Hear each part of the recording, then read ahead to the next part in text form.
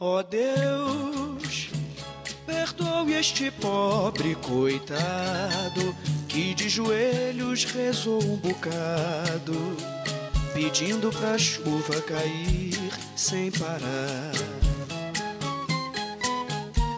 Meu Deus, será que o Senhor se zangou e só por isso o sol a retirou, fazendo cair toda a chuva que há?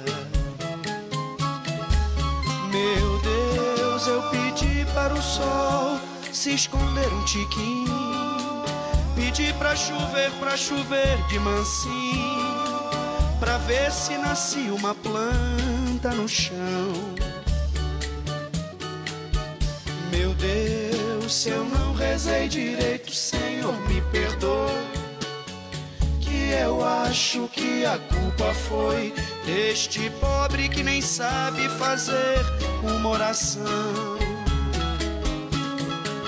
Meu Deus, perdoe eu encher os meus olhos de água, de ter-lhe um pedido cheio de mágoa, pro sol inclemente se a retirar.